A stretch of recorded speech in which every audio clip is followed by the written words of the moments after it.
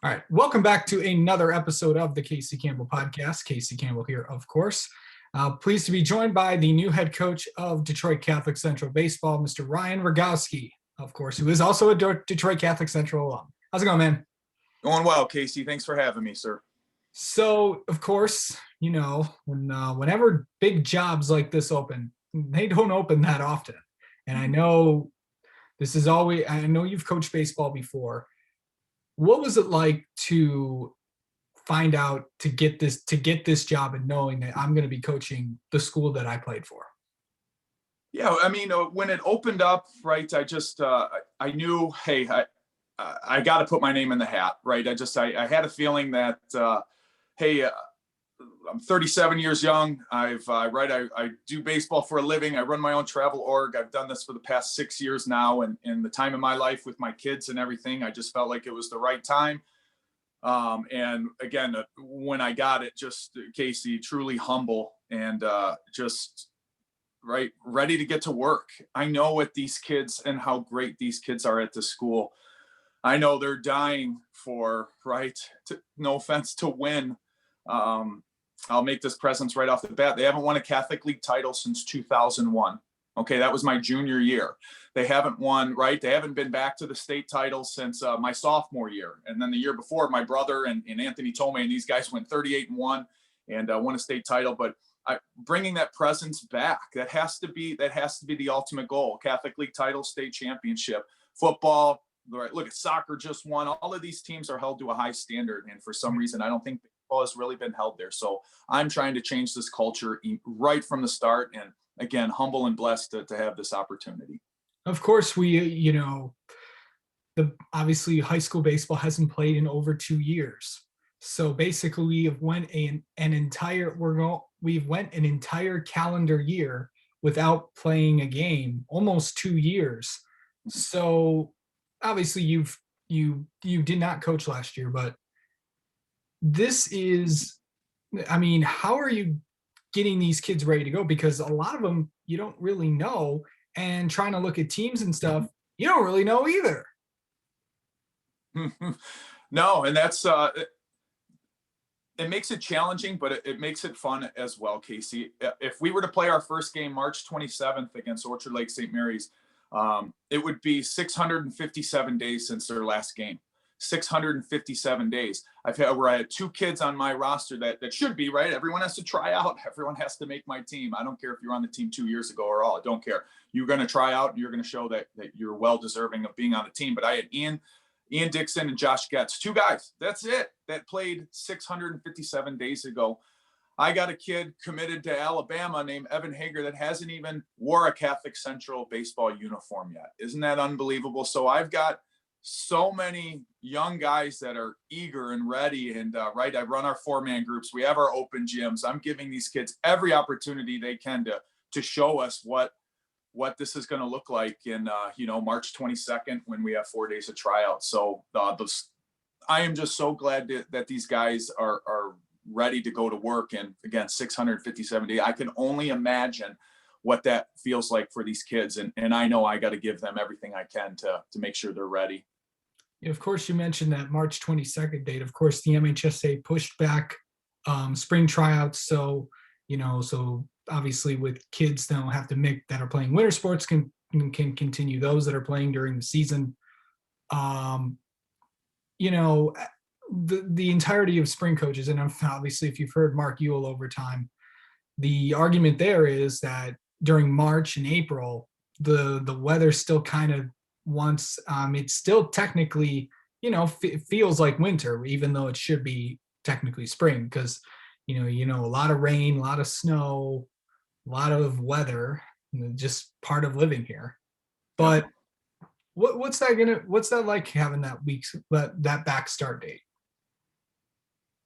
Again, it frees it up. As you, we were talking a little bit earlier, I'd love to see it get pushed back to after spring break. Like just we're fighting weather and rescheduling games and everything. Again, we're going to do whatever they tell us to do. That's the best part, Casey, with me. I don't care what they tell us. There's zero complaining come out of my mouth. I'm going to do what they tell us, but I'm going to obviously voice my opinion and think, hey, let's push this back. Why are we trying to get games when we know this nice weather is going to happen at the end of April, May, almost into mid-June?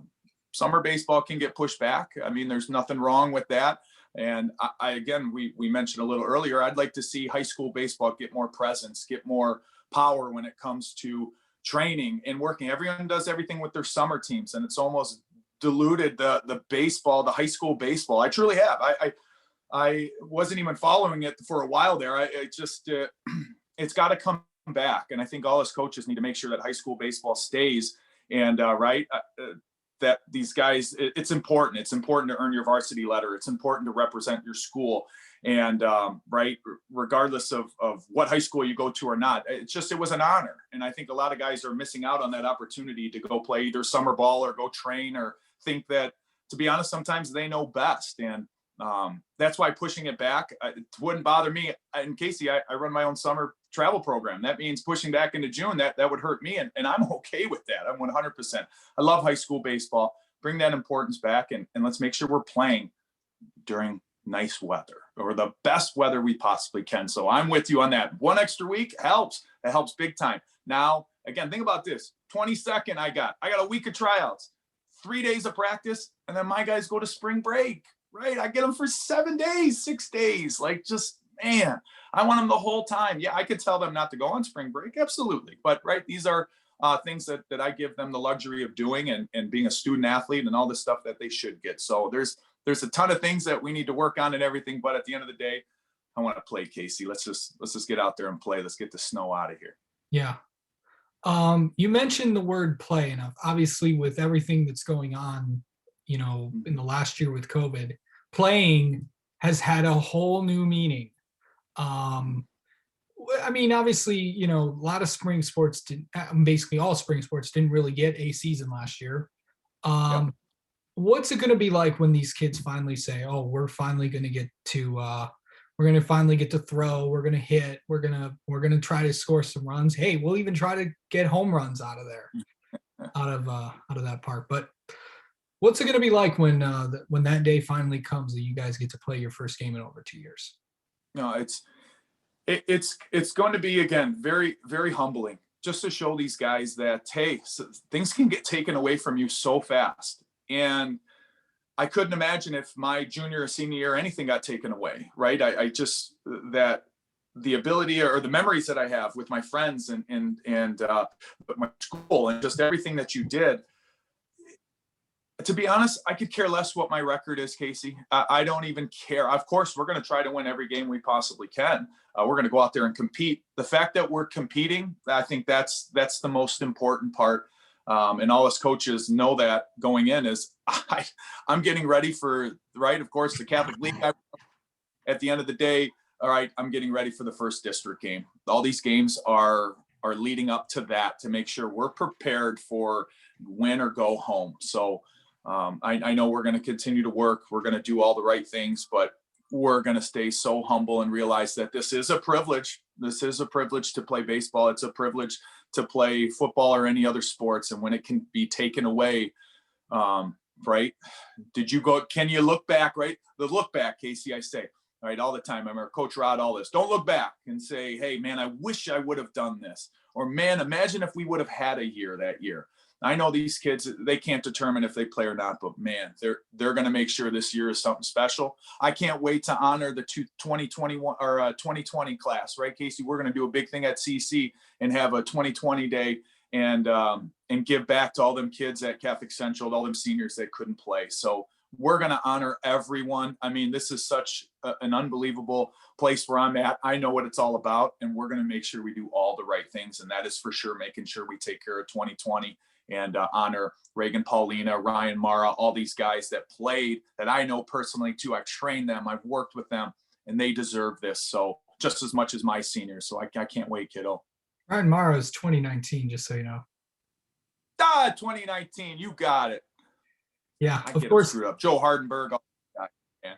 Yeah, of course. Well, here's the thing with the 2020 class, they're all playing right now. So they're all playing.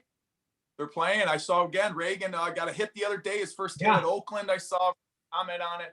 they're such great kids, Casey. That's why they're going to be successful as anything. If they can get through times like this, just wait for the future. They're all going to be, whether highly successful, they'll be great parents. They're going to be great fathers. This humble experience is just right. I struggle with it every day still, right? Just trying to, holy cow, to make sure I'm organized and I'm doing what's best for my family and my kids. So it's these kids are awesome, man. I'm so blessed to be here. So Yeah. Of course, last thing for you, of course, you are very familiar with the Catholic League. And of course, you start off with not just one of the best teams in the state, but one of the best teams in the country in Orchard Lake St. Mary's. I mean, what Matt's done there is absolutely incredible. And then, you go Brother Rice and there's another powerhouse right there. Of course, Bob's got another good team again. yeah, You got De La Salle, you got Jesuit, you got Divine Child, of course. And then there's all the other, the public school teams are good as well. I mean, you got to get by the Portage Northern, the Brightons. Heartland's pretty good again. There's probably more, but what is this, the league going to be like this year?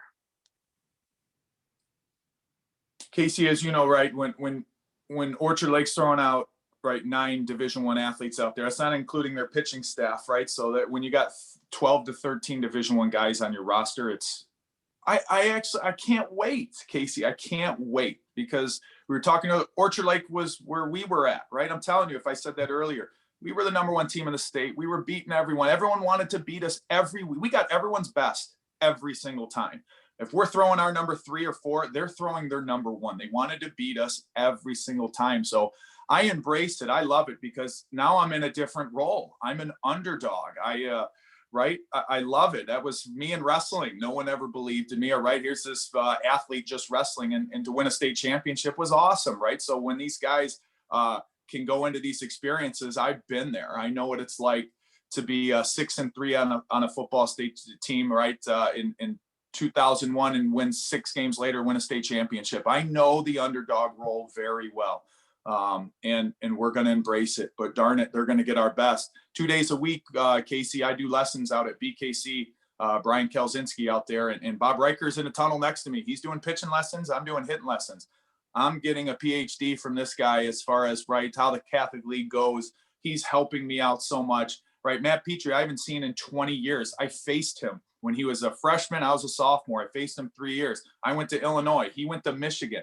Can't wait to chat with him, pick his brain, pick his dad's brain. I mean, even though, right, we're competing against each other, we're gonna help each other. Again, the Catholic League is a good unity to work together and compete. I want to make him better, to make sure he has a heck of a run going in Division III, regardless of how many Division I athletes he has, and he's going to make my guys better. So I embrace the challenge. I know they're great. I know Brother Rice is great, but man, they're going to get the old school Catholic Central back going. And I can't wait. All right. It always should be fun in the Catholic League. But Ryan Rogowski, thank you so much for coming on, and good luck this season. And let's have you on again sometime. Thank you, Casey. You're the best. You've always been sincere and honest with me. And thank you, sir. I appreciate it. No problem.